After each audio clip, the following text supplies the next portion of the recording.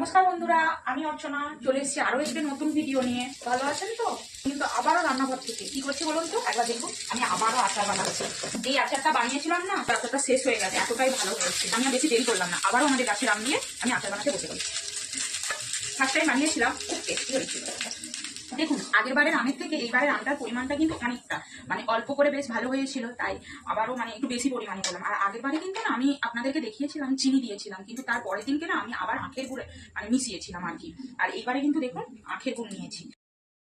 এতে কিন্তু আমি এক ফোঁটাও জল দিইনি, জল দিলেই কিন্তু আমের আচার একদম ভালো হবে না আর কি। এই যে পুরোটা কিন্তু এটা চিনির রসে হচ্ছে, চিনি আর গুড়, যে আখের গুড়টা আপনাদেরকে দেখালাম সেইটাই। আমি এই আমের রেসিপিটা আর আপনাদেরকে দেখাতে চাইছি না, কেননা আমি তো আগের ভিডিওতে দেখেছি বারবার একটা ভিডিও। আর যদিও কেউ জানতে চান আমাকে একটু কমেন্টে বলবেন, আমি পরে আবার সেম মশলা আবারও পেস্ট করে নিয়েছি। সেটা এই যে ফাইনালি আমার আচার করা কমপ্লিট। দেখুন, এক কড়া আম ছিল, সেইটা যখন আচারটা হয়ে গেল কতটুকু। এই আচারের ভিডিও যদি ভালো লেগে থাকে একটা লাইক করবেন। আবার দেখা হবে নেক্সট ভিডিওতে। টাটা।